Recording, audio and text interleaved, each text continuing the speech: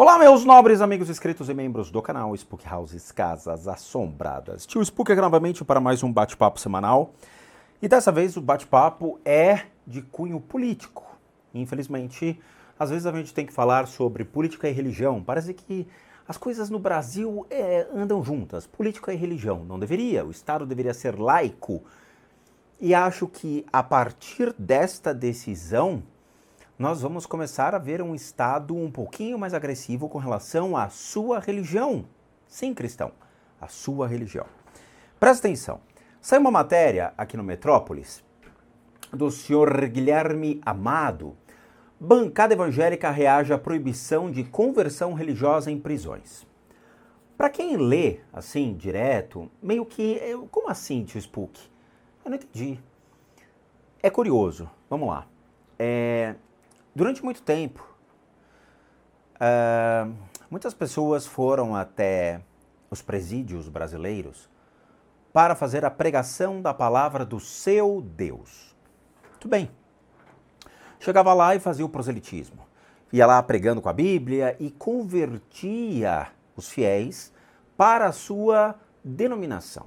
Quem ia lá arrebatava os fiéis para que depois que eles saíssem, eles se tornassem então discípulos de uma igreja, dizimistas de uma igreja, ou seja, que pagava dízimo e, obviamente, acumulava-se então um poder.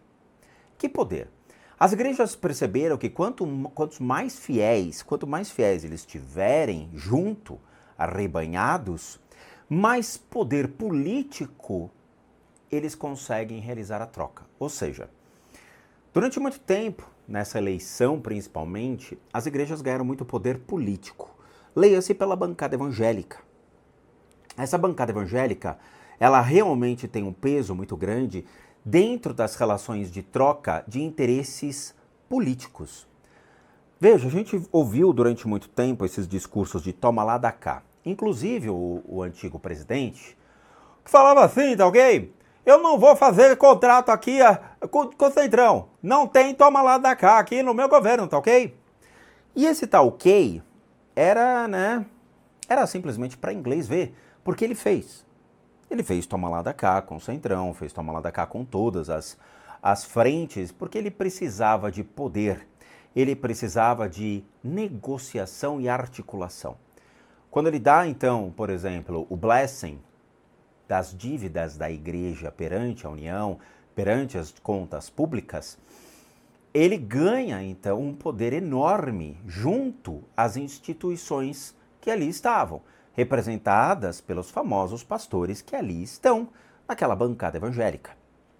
Inclusive um que gastou 170 mil reais para refazer os dentes de dinheiro público.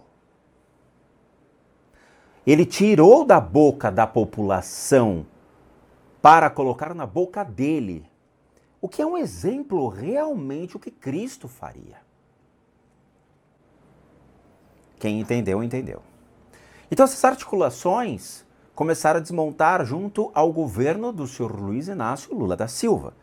Por quê? Porque como a bancada evangélica não foi articulada na hora de mandar prender o senhor Luiz Inácio Lula da Silva e condená-lo, ou seja, ninguém ficou do lado dele, ele então foi à forra. Retirando então o que o Bolsonaro fez de liberar, o perdão para as dívidas da igreja perante a União, perante os estados, não é? Ao não pagamento dos impostos, o Luiz Inácio Lula da Silva então revogou isso, falando não, pode voltar, vai todo mundo a partir de agora pagar aquilo que deve. E as igrejas começaram a ficar putas.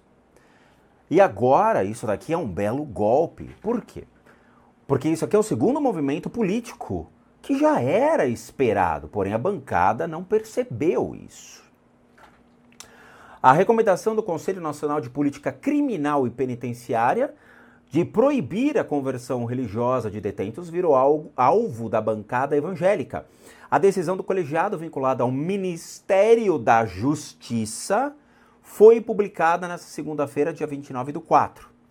A bancada evangélica estuda publicar comunicado acusando o colegiado de perseguição religiosa. Em outra frente, a Comissão de Segurança da Câmara avalia convidar o presidente do conselho para explicar o que na visão dos deputados seria uma restrição à liberdade religiosa, tá? Aqui então tem toda a normativa publicada, tá? Falando que a resolução foi representada pelos conselheiros em março, o que foi o objeto de amplo debate. O trecho foi corrigido na reportagem para fins de clareza da informação. O colegiado afirmou ainda que a recomendação tem como premissas a inviolabilidade da liberdade de consciência e de crença. Cara, isso aqui eu tenho vontade de imprimir e botar na parede. O livre exercício de culto religioso e a prestação de assistência religiosa nos espaços de privação de liberdade. Negou que haja uma proibição de conversão de presos e que informou que, em 2011, a recomendação e vedação do proselitismo religioso. Não há qualquer tipo de perseguição religiosa, afirmou o Conselho, completando que segue atento à necessidade de evidenciar a importância das garantias de liberdade, consciência e crença. Tá difícil aqui, viu? O texto, obviamente, ele tem muitos dedos e entrelinhas. A questão é a seguinte: a população carcerária está no canto dela, são criminosos, são pessoas que foram condenadas sob a ótica de uma sociedade, seja por qualquer tipo de crime, julgado, trânsito, julgado, em todas as esferas cabíveis, dentro do que a justiça hoje assim considera. Essa população carcerária está presa. Aí vem um cara de fora e tenta converter esses caras para um viés religioso dele. Ao final, esses caras saem e vão até a igreja desse cara. E torna-se, então, arrebanhado. Veja, eu não acredito em conversão de criminosos. Eu não acredito. Eu não acredito. Eu acho que qualquer tipo de criminoso que já tirou a vida de uma pessoa pode tirar a segunda, pode tirar a terceira, pode tirar a quarta sem qualquer problema. Uma pessoa que comete um estupro vai estuprar a primeira, vai estuprar a segunda, vai estuprar a terceira. Ele não vai ter conversão. Não existe isso. Não existe. São criminosos. São criminosos. Tá? Ah, tio Spook, mas não existe mais. Basta ver as saidinhas da cadeia. Essas saidinhas são horríveis. Por quê? Porque embora realmente tenha ali, desde pessoas que roubaram um celular, até pessoas que fizeram latrocínio, chacinas e tudo mais, quando saem, eles saem com ódio do Estado, sai com o ódio das pessoas, porque foram elas que condenaram e colocaram o cara lá. Ele sai enviesado por uma doutrina da criminologia que está lá dentro, né? Ou seja, o cara é criminoso. O cara está dentro da escola do crime, ele já está enviesado, já tem uma influência de criminosos lá dentro, ou seja, a escola já está sendo feita. Ele sai com contatos, ele sai, já sabe para onde vai. Ele vai pro litoral, fica no morro lá e tudo mais, faz o arrastão dele no final do ano, rouba todo mundo, mata, aí ele vai de novo, ele volta rindo pra cadeia. Ô galera, puta saudade, pô cara, que vontade aqui dar um abraço em vocês. Não existe isso, eu sinto muito. Restabelecer uma pessoa que comete crimes hediondos a uma sociedade, eu sinto, não é algo que eu, Rodrigo, na minha opinião, não é na opinião do budismo, é na minha opinião pessoal, eu não acredito que seja factível e hoje, nos dias de hoje, eu acho que só piora, tá? Basta ver os crimes que foram cometidos pelas pessoas nas saidinhas de final de ano, o que realmente são hediondos, o que coloca de novo as pessoas dentro do Estado em medo. As pessoas evitam viajar porque sabem que se forem para a praia, seja no Rio de Janeiro ou mesmo qualquer outro litoral aqui de São Paulo, vai ser vítima de arrastão. Então, assim, eu não acredito na recuperação desses presos. Eu não acredito. E mesmo assim, existe um lado bom dentro desse fator de levar a palavra de Cristo para a cadeia? Cara, honestamente, existe. Claro que existe, tá? Eu acho que quando vai lá uma pessoa e dá um amparo junto à sua crença, dizendo, olha, a gente está aqui de olho, deixa eu te dar a Bíblia, deixa eu te... Ok, cara, ok, eu não vejo maldade nisso, tá? Porque o cara, ele sabe que ele está sendo amparado de alguma maneira, porque o Estado, ele vai jogar a chave fora e vai deixar o cara lá dentro. E ainda bem que esses caras têm comida, porque tem presídios na África que o cara não tem comida, eles comem a eles mesmos, tá? Eu recomendo que vocês vejam os presídios mais assustadores do mundo. Existe um presídio lá que as celas não são nem fechadas, tá? Que o negócio lá é tão absurdo que os caras trafegam livremente e o primeiro que der bodear, eles matam o cara e comem o cara, tá? Então, assim, esses caras, infelizmente, eles têm umas puta regalia, porque lá no Oriente, né, não é assim que funciona.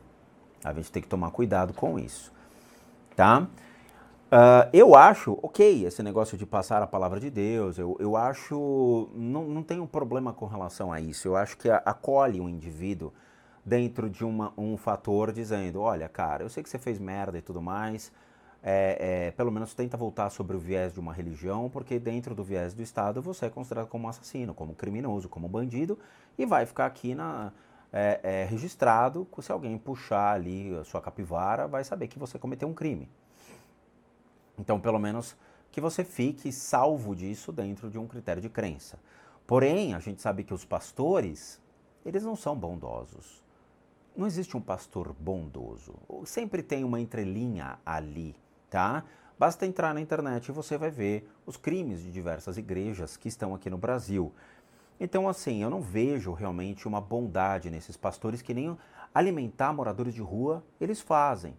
Os trabalhos sociais, eles não são feitos. Você não vê ali pastor realmente tirando da sua boca, dentro de uma teologia da libertação, né, que hoje os pastores, eles arrepiam quando você fala de teologia da libertação, né, que é exatamente o que Cristo pregava, ou seja, se desapegar completamente de todos os seus bens, se desapegar dos seus valores materiais para ajudar o próximo. Mas você vê pastor com fazenda, com cabeça de gado, pastor viajando para podcast, de um lado para o outro, lambendo o saco de vários youtubers, podcasters e tudo mais. Isso vocês veem. Agora, eu não vejo esse pastor que vai no podcast dando comida, ajudando pessoas, fazendo trabalho voluntário, tirando dinheiro do próprio bolso e ajudando pessoas ali, comprando roupa, fazendo sopão do próprio bolso. Eu não vejo. Eu não vejo. Então isso aqui é uma medida sim política, tá? É uma medida política. Eu acredito que isso aqui seja uma bela resposta ao que esses pastores do Estado têm feito com a política, principalmente com as políticas públicas. O ódio relacionado à comunidade LGBTQIA+, o ódio relacionado às mulheres, o ódio e o proselitismo doente visto nos púlpitos. E eu acho que isso daqui é uma resposta imediata, cortando na raiz o que esses pastores têm feito. Novamente, Cristo, o seu Cristo, tá? O seu querido Yoshua ben Marian, o filho de Maria, né? Yoshua, ele tirava da sua própria carne para dar para o outro. Ele não acumulou nada, ele tinha sua veste do corpo, ele tinha sua sandália, ele tinha sua profissão ali para poder sobreviver, porque todos trabalhavam naquela época, pois eles eram escravos naquela época, tá? Eles não eram livres, eles ainda tinham a submissão dos romanos, tá? Que impunham suas regras e condições para que eles pudessem existir, principalmente tentassem ali ter uma graninha para poder entrar em Jerusalém, para poder comprar comida e tudo mais. Então, a troca, as relações de troca eram muito fortes. Então, assim, Jesus, ele era caridade. E eu não vejo pastores em caridade. Eu vejo pastores com ternos caros, carros caros, andando de avião de um lado para o outro e pregando um proselitismo bem doente na internet e num púlpito, com homofobias, com discursos de ódio à minoria, pedindo para Deus, né, já que Deus não matou as pessoas que são homossexuais ou da comunidade LGBTQIA+, poxa, cabe a nós. Isso foi um discurso do Sr. Valadão, num púlpito na Igreja Batista de Lagoinha. Então isso daqui é meramente uma reação política ao que nós estamos vendo hoje, mediante ao que esses caras têm feito dentro do Senado, da Câmara dos Deputados, mediante a internet e outros aspectos, tá? E eu acho ótimo em uma única questão. A gente tem que limitar o poder da igreja fora do Estado. Isso aqui é o Estado. Isso aqui é uma cadeia pública, né?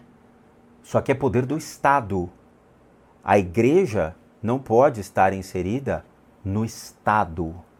Isso aqui é o Estado. Ok?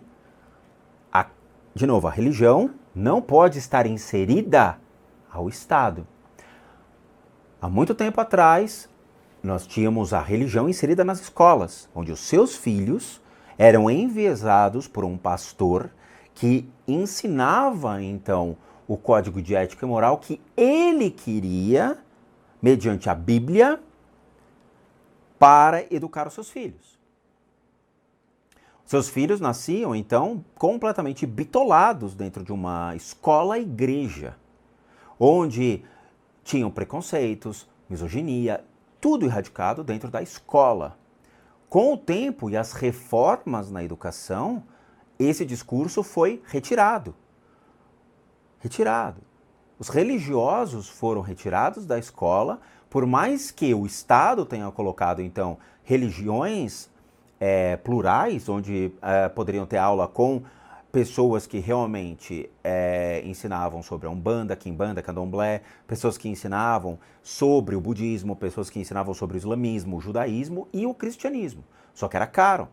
Trazer profissionais de cada religião para separar as salas de aula e pegar crianças que são judeus, pegar crianças que são, então, das religiões afro, e ter um professor que vai ensinar, então, somente a religião afro.